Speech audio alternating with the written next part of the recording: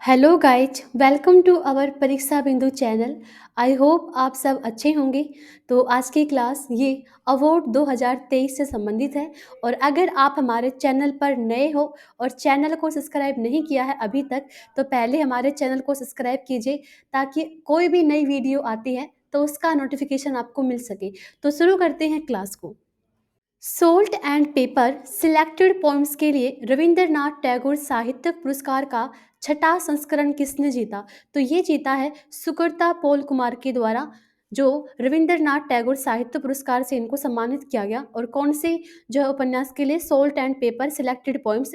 और जो ये स्टोरी है ये किसके ऊपर बेस है? तो दो अनलाइकली कपल्स के ऊपर ये बेस है, जो अपनी जीवन के अंदर अलग अलग चैलेंजेस को फेस करते हैं, उसके ऊपर आधारित ये स्टोरी है। इसी के लिए इनको जो है वो रविंद्रनाथ टैगोर साहित्य पुरस्कार से सम्मानित किया गया है। और जो अभिजीत बैनर्जी हैं, इनको भी जो है वो Rabindranath Tagore life time achievement award से सम्मानित किया गया। किस क्षेत्र के लिए? तो सामाजिक योगदान के लिए भी। सामाजिक योगदान के क्षेत्र में इनको कौन से पुरस्कार से सम्मानित किया गया है?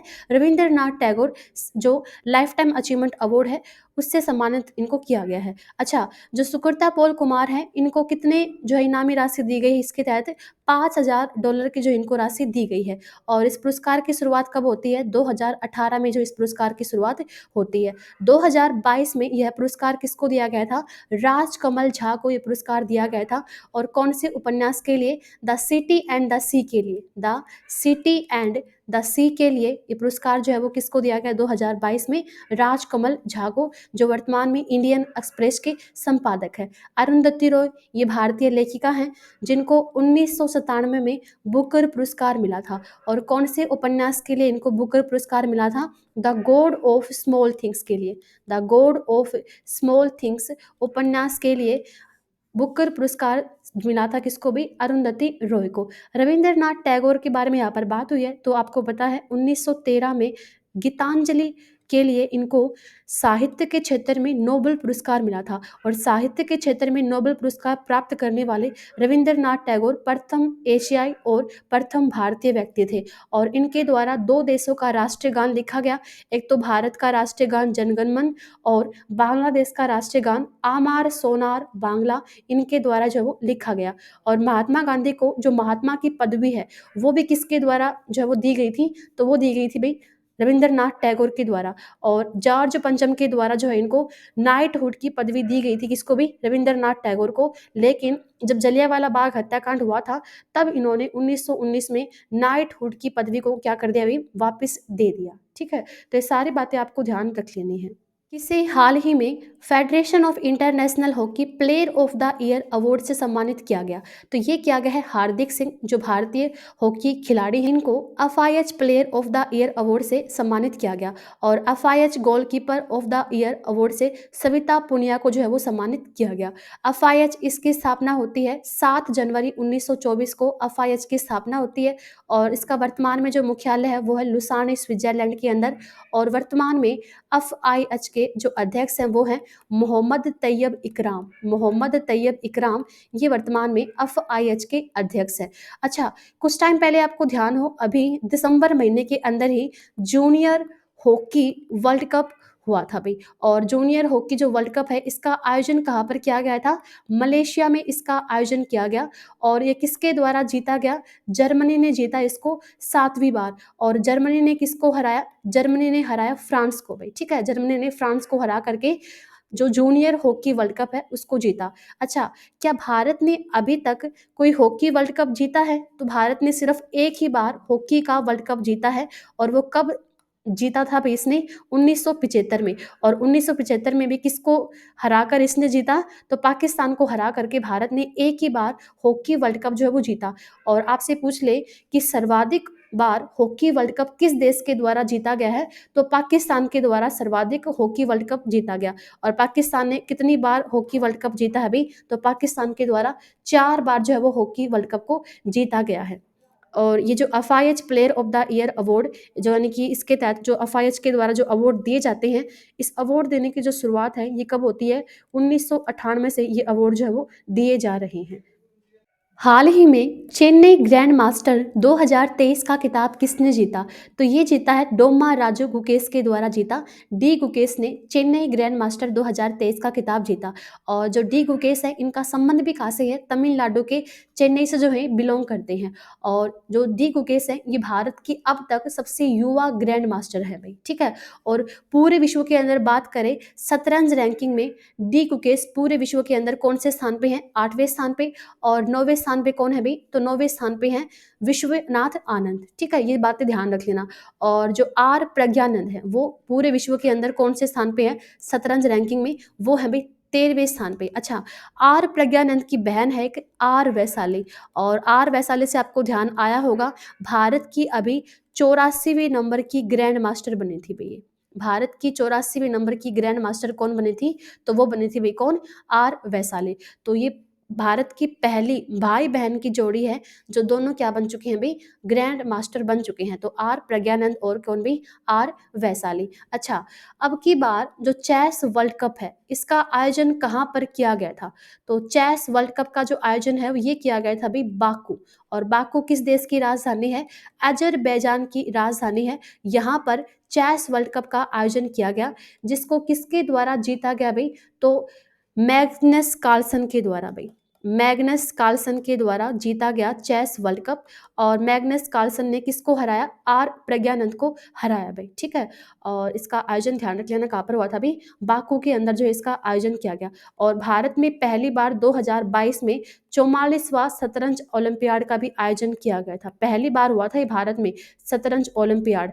और शतरंज ओलंपियाड का जो आयोजन है भारत में कहाँ पर किया गया था? चेन्नई के अंदर जो है इसका आयोजन किया गया। यहाँ पर बात हुई है चेस से संबंधित। तो चेस से संबंधित एक संस्थान है जिसका नाम है फिडे। और फिडे की स्थापना कब होती है? 20 जुलाई 1924 को फिडे की स्थापना की जाती है। इसीलिए 20 जुलाई को कौन सा दिवस मनाया जाता है? विश्व शतरंज दिवस के रूप में मनाया जाता है। और वर्तमान में फिडे के जो अध्यक्ष हैं वो हैं भाई कौन? आर्करेडी वोरकोविच। आर्करेडी वोरकोविच ये वर्तमान में फिडे के अध्यक्ष हैं। और उपाध्यक्ष भारतीय हैं कौन भाई? विश्वनाथ आनंद। विश्वनाथ आनंद, ये वही विश्वनाथ आनंद है जो भारत के प्रथम ग्रैंड मास्टर हैं। और इनकी आत्मकथा का नाम ध्यान रख लेना, माइंड मास्टर भाई। माइंड मास्टर, ये किसकी आत्मकथा है? तो माइंड मास्टर ये आत्मकथा है विश्वनाथ आनंद की, जो वर्तमान में फिडे के उपाध्यक्ष हैं। हाल ही में मेजर ध्यानचंद खेल रत्न पुरस्कार 2023 से किसको नवाजा जाएगा? तो ये नवाजा जाएगा, बैडमिंटन के खिलाड़ी हैं दो, सात्विक साईराज और चिराग शेट्टी। तो बैडमिंटन के दो प्रसिद्ध खिलाड़ी हैं। और बैडमिंटन की ये प्रसिद्ध जोड़ी भी हैं। आपसे पूछ लेना कि BWF रैंकिंग में जो नंबर 1 बैडमिंटन जोड़ी है पूरे विश्व के अंदर, वो कौन सी है? किसकी है भाई? सात्विक साईराज और चिराग रैंकी रेड्डी की है, ठीक है। और अभी 2023 में जो एशिया गेम्स हुए थे, एशियन गेम्स, जिसका आयोजन कहाँ पर किया गया था? चाइना के अंदर इसका आयोजन किया गया। उसके अंदर भी इनके द्वारा क्या जीता गया था? इनकी जोड़ी के द्वारा गोल्ड जीता गया था। और 2023 में ही बैडमिंटन एशियाई चैंपियनशिप, जिसका आयोजन कहाँ पर किया गया था? दुबई में इसका आयोजन किया गया, बैडमिंटन एशियाई चैंपियनशिप। इसको भी किसके द्वारा जीता गया था? तो डबल्स के अंदर ये सात्विक साईराज और चिराग शेट्टी के द्वारा इसको जीता गया था।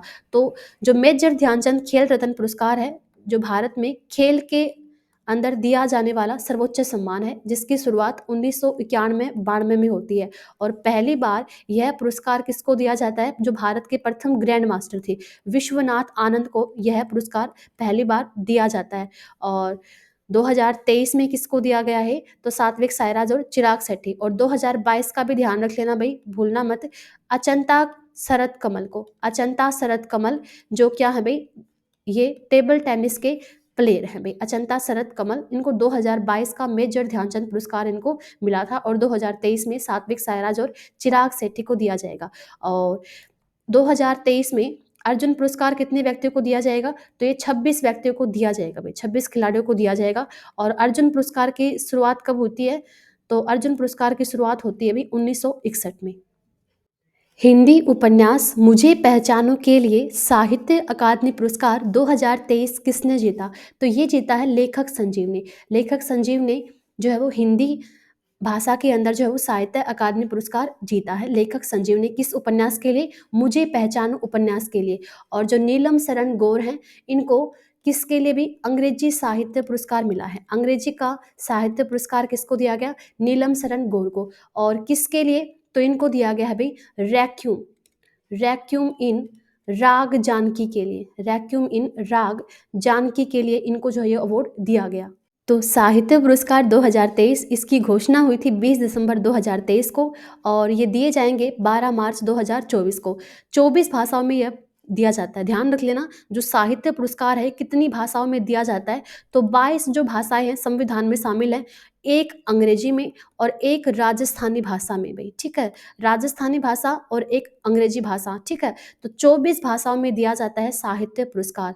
तो अंग्रेजी में दिया गया है नीलम शरण गौर को रैक्यूम इन राग जानकी के लिए, और तमिल में दिया गया है राजशेखरन को उपन्यास नीरवाजी पदुम के लिए, पंजाबी में दिया गया है स्वर्णजीत सभी को मंदी चिप कविता संग्रह के लिए, उर्दू में दिया गया है सदिका नवाब शहर को राजदेव की अमराई उपन्यास के लिए, इनको उर्दू में दिया गया सादिका नवाब शहर को भाई, ठीक है। तो 2023 में 9 काव्य संग्रह, 6 उपन्यास, 5 कहानी संग्रह, 3 निबंध, 1 साहित्यक के अंदर इसको दिया गया। अच्छा, जो ये साहित्य पुरस्कार है इसकी स्थापना कब हो जाती है? 1954 में। और लेकिन इसको देने की जो शुरुआत है वो कब होती है भाई? इसको देने की शुरुआत होती है 1955 में, जो इसको देने की शुरुआत होती है भाई, ठीक है। और पहली बार यानी कि हिंदी के लेखक कौन थे जिनको पहली बार साहित्य अकादमी पुरस्कार मिला था? तो वो कौन थे भाई? माखन लाल चतुर्वेदी। माखन लाल चतुर्वेदी को पहली बार हिंदी साहित्य पुरस्कार से सम्मानित किया जाता है। कब किया जाता है? 1955 में। और आपसे पूछ ले अंग्रेजी का पहला साहित्य पुरस्कार किसको दिया गया था? तो वो दिया गया था आर के नारायण को। आर के नारायण को 1960 में अंग्रेजी साहित्य पुरस्कार से इनको सम्मानित किया गया। और कौन से उपन्यास के लिए? द गाइड उपन्यास के लिए भाई, द गाइड उपन्यास के लिए अंग्रेजी का साहित्य पुरस्कार दिया गया था आर के नारायण। और इनकी एक प्रसिद्ध पुस्तक और भी है, उपन्यास है, कौन सा भाई? मालगुडी डेज। मालगुडी डेज ये किसके द्वारा लिखी गई है? तो मालगुडी डेज ये भी स्टोरी है किसकी भाई? आर के नारायण की। और ये तो मैंने बता दिया कि आपको साहित्य पुरस्कार 2023, एक पुरस्कार आपको ध्यान रख लेना है, कौन सा भाई? ज्ञानपीठ पुरस्कार। ज्ञानपीठ पुरस्कार ये भारत में साहित्य के क्षेत्र में दिया जाने वाला सर्वोच्च पुरस्कार है भी, कौन सा? ज्ञानपीठ पुरस्कार। और प्रथम भारतीय कौन थे जिनको ज्ञानपीठ पुरस्कार मिला था? तो वो थे भी जी शंकर कुरुप। और जी शंकर कुरुप को कौन सी भाषा के लिए दिया गया था? मलयालम भाषा के लिए इनको दिया गया था। और जो ज्ञानपीठ पुरस्कार है ये कितनी भाषाओं में दिया जाता है? ये 23 भाषाओं में, 22 भाषाएं जो संविधान में है और एक अंग्रेजी में इसको दिया जाता है। तो अंग्रेजी में जो ज्ञानपीठ पुरस्कार है पहली बार किसको दिया गया था? अमिताभ घोष को दिया गया था। ये बात भी ध्यान रख लेना, अमिताभ घोष को 2018 में अंग्रेजी भाषा के लिए ज्ञानपीठ पुरस्कार से सम्मानित किया गया था। औद्योगिक जल उपयोग दक्षता श्रेणी के तहत फिक्की जल पुरस्कार 2023 का 11वां संस्करण जो है वो किसने जीता? यानी कि फिक्की जल पुरस्कार 2023 ये किसके द्वारा जीता गया है? तो ये जीता गया है एनटीपीसी क्रांति के द्वारा। जो एनटीपीसी क्रांति है इसके द्वारा जो फिक्की जल पुरस्कार है, जिसका अब की बार कौन से भी नंबर का संस्करण हुआ था? 11वें नंबर का संस्करण हुआ था, उसको जीता एनटीपीसी क्रांति के द्वारा, इसको जो है वो जीता गया। और आपको ध्यान रख लेना है फिक्की के बारे में। तो फिक्की की फुल फॉर्म क्या होगी भाई? तो federation of Indian chambers, federation of Indian chambers of commerce and industry ये क्या होगी भाई? इसकी फुल फॉर्म होगी। तो फिक्की की स्थापना कब होती है? तो फिक्की की स्थापना होती है 1927 में, 1927 में इसकी स्थापना होती है। और फिक्की के वर्तमान में अध्यक्ष बने हैं भाई कौन? समीर शाह है।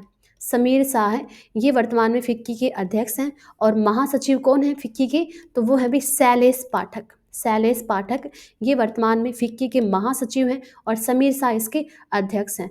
तो जो एनटीपीसी क्रांति है इसके द्वारा अभी फिक्की जल पुरस्कार 2023 जो है वो जीता है भाई। और ये भी ध्यान रख लेना कि जो फिक्की है, फिक्की वाटर मिशन, उसके तहत ये पुरस्कार दिया गया है भाई। कौन से मिशन के तहत दिया गया है? फिक्की वाटर मिशन के तहत। और इस फिक्की वाटर मिशन के जो अध्यक्ष हैं वो कौन है भाई? नैना लाल किदवई भाई, ठीक है, नैना लाल किदवई ये वर्तमान में क्या है भाई, तो नैना लाल किदवई ये वर्तमान में फिक्की वाटर मिशन की क्या है, ये वर्तमान में अध्यक्ष हैं। किसे हाल ही में भूटान के प्रतिष्ठित national order of merit gold medal से सम्मानित किया गया, तो ये किया गया है पूनम खेत्रपाल सिंह को भाई। तो पूनम खेत्रपाल सिंह को भूटान के प्रतिष्ठित national order of merit gold medal से इनको जो है वो सम्मानित किया गया। अभी भूटान देश के अंदर जो है वो 116वां राष्ट्रीय दिवस मनाया भाई, भूटान में 116वां राष्ट्रीय दिवस मनाया और उसी के अवसर पर इनको यह अवार्ड पूनम खेत्रपाल सिंह को जो है इस अवार्ड से सम्मानित किया गया। क्यों किया गया, क्योंकि 2017 से खसरा और 2023 में रुबेला को निर्धारित समय से पहले खत्म करने के लिए योगदान में इनको जो है वो national order of merit gold medal से इनको जो है वो सम्मानित किया गया।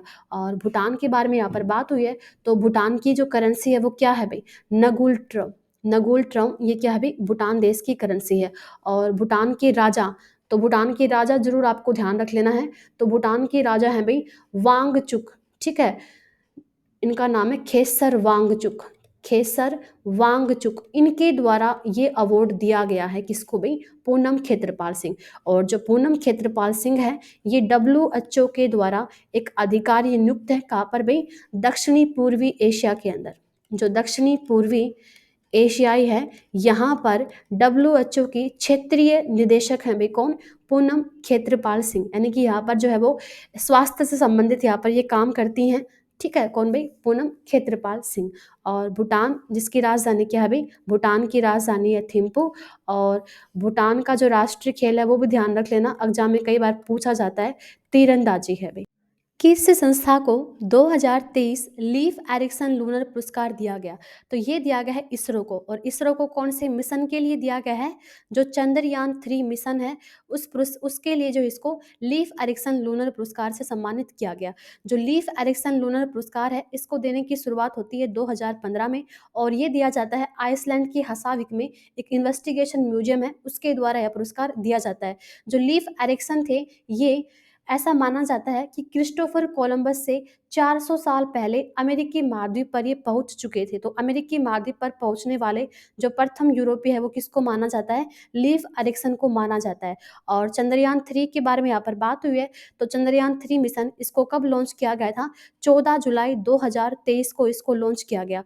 और इसके द्वारा जो लैंडिंग है वो कब की गई थी भाई, तो वो की गई थी 23 अगस्त 2023 को, ठीक है। और 23 अगस्त को ही भारत में अब से हर साल कौन सा दिवस मनाया जाएगा, राष्ट्रीय अंतरिक्ष दिवस भाई, राष्ट्रीय अंतरिक्ष दिवस ये हर साल कब मनाया जाएगा, अब 23 अगस्त को ही जो है मनाया जाएगा। इसरो के बारे में यहाँ पर बात हुई है, इसरो जो इंडियन स्पेस रिसर्च ऑर्गेनाइजेशन है इसकी स्थापना होती है 15 अगस्त 1969 में, और इसका जो मुख्यालय है वो है बेंगलुरु में। और प्रेजेंट टाइम में इसके जो अध्यक्ष हैं वो है भाई एस सोमनाथ, 10वें नंबर के अध्यक्ष हैं इसरो के, कौन है, एस सोमनाथ भाई, ठीक है। तो 2023 में लीफ एरिक्सन लूनर पुरस्कार इसरो संस्थान को जो है दिया गया। किस ब्रिटिश भारतीय संगीतकार को 2024 बुकर पुरस्कार निर्णायक पैनल में शामिल किया गया है, तो ये किया गया है नितिन साहनी को। जो नितिन साहनी है इनको जो है 2024 का जो बुकर पुरस्कार दिया जाएगा उस पैनल के अंदर, निर्णायक पैनल के अंदर जो है इसको शामिल किया गया है, ठीक है। और जो नितिन साहनी हैं इन्होंने जो वार्नर ब्रदर्स की जो मोगली मूवी है और जो मिडनाइट चिल्ड्रन है उसके साथ में 70 से अधिक फिल्मों में संगीत देने का काम किया है भाई, किस व्यक्ति ने, नितिन साहनी ने। और आपको पता भी हो जो मिडनाइट चिल्ड्रन है भाई, जो मिडनाइट चिल्ड्रन जो किसकी पुस्तक है, तो ये है भाई सलमान रुश्दी की पुस्तक है। सलमान रुश्दी को मिडनाइट चिल्ड्रन पुस्तक के लिए 1981 में कौन सा पुरस्कार दिया गया था, बुकर पुरस्कार जो इनको दिया गया था, ठीक है। तो ये बात ध्यान रख लेना। अभी भारतीय संगीतकार हैं अपने कौन भाई, नितिन साहनी, इनको 2024 में बुकर पुरस्कार निर्णायक पैनल में इनको जो है वो शामिल किया गया। यहाँ पर बात हुई है बुकर पुरस्कार की, तो बुकर पुरस्कार की स्थापना होती है 1969 में, और इंग्लैंड की बुकर मैकेनल कंपनी के द्वारा इसकी शुरुआत की जाती है। और इसके तहत जो राशि है 50,000 जो पाउंड वो है वो दिया जाता है। क्षेत्र साहित्य के क्षेत्र में, लेकिन कौन सी भाषा में, अंग्रेजी उपन्यास के लिए दिया जाता है बुकर पुरस्कार। आयोजन लंदन के ओल्ड स्टेट के अंदर इसका आयोजन किया गया। और 2023 में जो बात करें, बुकर पुरस्कार किसको दिया गया है? पॉल लिंच को दिया गया, जो आयरलैंड के लेखक हैं। और कौन से पुस्तक के लिए? प्रोफेट सॉन्ग के पुस्तक के लिए इनको जो है वो 2023 का बुकर पुरस्कार दिया गया। ठीक है, तो पॉल लिंच का है, कौन से नंबर का उपन्यास है? 5वें नंबर का जो है उपन्यास है। और यह उपन्यास एक परिवार की कहानी बताता है जो एक ऐसे भयानक नई दुनिया से जूझ रहा है जिसमें वे लोकतांत्रिक मानदंड गायब होने लगते हैं जिनका वह आदी है भाई। ठीक है, इसके ऊपर यह पुस्तक आधारित है। Interactive forum on Indian economy द्वारा champions of change award Karnataka से किसे सम्मानित किया गया? तो ये किया गया है बिपिन चंद्रा को भी। बिपिन चंद्रा को interactive forum on Indian economy द्वारा चैंपियंस ऑफ चेंज अवार्ड से इनको जो है वो सम्मानित किया गया है, बिपिन चंद्रा को।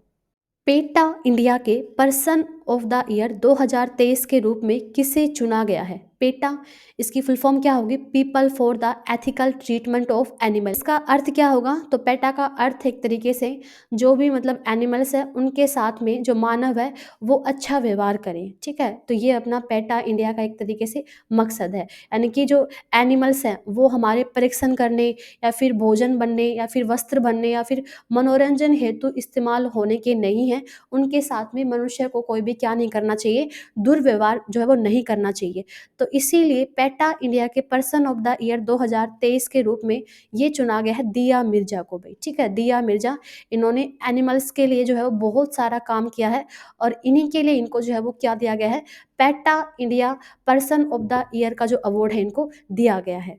और बात करें जो भारत का पेटा इंडिया है इसकी स्थापना कब होती है भाई? तो पेटा इंडिया की स्थापना होती है 2000 में। और जब हम बात करें सिर्फ पेटा के बारे में तो इसकी जो स्थापना है वो ध्यान रख लेना, वो होती है 1980 में पेटा की। और पेटा इंडिया की स्थापना होती है 2000 में। और जो पेटा है इसका मुख्यालय कहाँ पर है? मैरीलैंड में। मैरीलैंड कहाँ का शहर है? अमेरिका देश के अंदर ये शहर है मैरीलैंड। और वहीं पर किसका मुख्यालय? पेटा का मुख्यालय है। और पेटा इंडिया जो है इसकी स्थापना होती है 2000 में। तो अभी पेटा इंडिया के पर्सन ऑफ द ईयर के रूप में चुना है भाई किसको? दिया मिर्जा को जो है वो चुना है भाई। साल 2023 के लिए 33वां व्यास सम्मान किसको देने की घोषणा की है? तो जो 33वां व्यास सम्मान है ये दिया जाएगा पुष्पा भारती को। यादें यादें और यादें के लिए इनको जो है 33वां व्यास सम्मान जो है वो दिया जाएगा। इसकी स्थापना होती है 1991 में और ये दिया जाता है के बिरला फाउंडेशन के द्वारा। और इसके तहत 4 लाख रुपए की राशि दी जाती है। और ज्ञानपीठ पुरस्कार के बाद दूसरा सबसे बड़ा सम्मान है। और 10 वर्ष के भीतर प्रकाशित हिंदी की कोई भी साहित्यिक कृति के लिए पुरस्कार दिया जाता है भाई। कौन सा? व्यास पुरस्कार। 2022 का ध्यान रख लेना, किसको दिया गया था भाई? डॉक्टर ज्ञान चतुर्वेदी को। डॉक्टर ज्ञान चतुर्वेदी को 2022 का व्यास सम्मान से जो इनको सम्मानित किया गया था। और कौन से उपन्यास के लिए भी? पागल खाना उपन्यास के लिए। ठीक है, पागल खाना उपन्यास के लिए इनको जो है वो सम्मानित किया गया था। और अभी ये 33वां जो व्यास सम्मान है ये किसको दिया जाएगा? पुष्पा भारती को ही दिया जाएगा। और जो पहली बार व्यास सम्मान है ये रामविलास शर्मा को दिया गया था 1991 में। तो आपको ध्यान रख लेना है 2022 का ये दिया गया था डॉक्टर ज्ञान चतुर्वेदी को पागल खाना उपन्यास के लिए। और 33वां ये दिया जाएगा किसको भाई? पुष्पा भारती को। और कौन से उपन्यास के लिए? यादें यादें और यादें के लिए। और पहला मिला था किसको? रामविलास शर्मा को ही पहला मिला था। कोप 28 शिखर सम्मेलन में गेम चेंजिंग इनोवेटर अवार्ड किसको मिला है? तो ये मिला है भाई डॉक्टर अतुल शाह को। जो डॉक्टर अतुल शाह हैं इनके द्वारा एक किट बनाई गई है जिसका नाम है self care kit. Self care kit ये बनाई गई है डॉक्टर अतुल शाह के द्वारा। और इसी को इनोवेट के लिए, इसी के इनोवेशन के लिए इनको गेम चेंजिंग इनोवेटर अवार्ड से सम्मानित किया गया। और ये एक प्लास्टिक सर्जन है और ये कुष्ठ रोग के निवारण के क्षेत्र में उन्होंने काफ़ी काम किया है डॉक्टर अतुल शाह ने। इसीलिए इनको कोप 28 शिखर सम्मेलन में गेम चेंजिंग इनोवेटर अवार्ड से सम्मानित किया गया। कोप 28 जिसका आयोजन कहाँ पर किया गया? यूएई के दुबई शहर में इसका आयोजन किया गया। और ध्यान रख लेना भारत का एक राज्य है बिहार, इसको भी कोप 28 शिखर सम्मेलन के दौरान सम्मानित किया गया। किस क्षेत्र के लिए? वनीकरण के लिए भारत के किस राज्य को अंतर्राष्ट्रीय सम्मान से सम्मानित किया गया? COP28 शिखर सम्मेलन के दौरान बिहार राज्य को भाई। और COP29 यानी कि 2024 में COP29 का जो आयोजन है वो किस देश के अंदर किया जाएगा? अजरबैजान की राजधानी बाकू में इसका जो है वो आयोजन किया जाएगा। पहला जो जलवायु शिखर सम्मेलन है कोप फेस्ट, इसका आयोजन कहाँ पर किया गया था? जर्मनी के बर्लिन में इसका पहली बार आयोजन किया गया था। और COP28 इसका आयोजन कहाँ पर हुआ भी? इसका आयोजन हुआ यूएई के दुबई शहर में इसका आयोजन किया गया। अजंता एलोरा फिल्म फेस्टिवल में पद्म पाणी लाइफ टाइम अचीवमेंट अवार्ड से किसे सम्मानित किया जाएगा? तो ये किया जाएगा जावेद अख्तर को भाई। जावेद अख्तर को जो है वो पद्म पाणी लाइफ टाइम अचीवमेंट अवार्ड से अजंता एलोरा फिल्म फेस्टिवल में 3 जनवरी 2024 को इस पुरस्कार से सम्मानित किया जाएगा। अभी आपको ध्यान हो 2023 में जावेद अख्तर के ऊपर एक पुस्तक आई थी जादूनामा। और ये जादूनामा पुस्तक लिखी किसने थी? तो वो ध्यान रख लेना, अरविंद मडलोई के द्वारा लिखी गई थी जादूनामा पुस्तक, जो किसके ऊपर आधारित थी? जावेद अख्तर के ऊपर जो है पुस्तक लिखी गई थी। COP28 में किस आईआईटी ने प्रतिष्ठित ग्रीन यूनिवर्सिटी अवार्ड जीता? तो ये जीता है आईआईटी मंडी के द्वारा। और आईआईटी मंडी ये कहाँ पर है? हिमाचल प्रदेश राज्य के अंदर है आईआईटी मंडी। अभी इसने COP28 के दौरान जो है वो प्रतिष्ठित ग्रीन यूनिवर्सिटी का अवार्ड जो है वो जीता भाई, ठीक है। गणित में उत्कृष्ट योगदान के लिए किन्हें शास्त्र रामानुजन पुरस्कार 2023 से सम्मानित किया गया? तो ये किया गया रूई किसियांग झांग को। शास्त्रा मतलब Shanmuga art science technology and research academy. और इस पुरस्कार की जो शुरुआत है वो होती है 2005 में, इस पुरस्कार को देने की शुरुआत होती है। तो अभी 2023 में ये दिया गया है रोई किसियांग झांग, जो वर्तमान में प्रोफेसर है कैलिफोर्निया के अंदर। अच्छा, जो रामानुजन है आपको पता है भारत के एक गणितज्ञ थे, और इन्हीं की जयंती पर हम एक दिवस मनाते हैं 22 दिसंबर को। कौन सा भाई? राष्ट्रीय गणित दिवस। राष्ट्रीय गणित दिवस कब मनाया जाता है? 22 दिसंबर को। और विश्व गणित दिवस कब मनाया जाता है? तो वो मनाया जाता है 14 मार्च को, विश्व गणित दिवस मनाया जाता है। अच्छा, यहाँ पर आपको एक बात ध्यान रखनी है कि 2023 में गणित के क्षेत्र में एक पुरस्कार दिया जाता है जिसका नाम है एबल पुरस्कार, जिसको गणित के क्षेत्र का नोबेल पुरस्कार भी कहा जाता है। तो ये दिया गया है किसको भी? लुईस कैफिरेली को दिया गया था।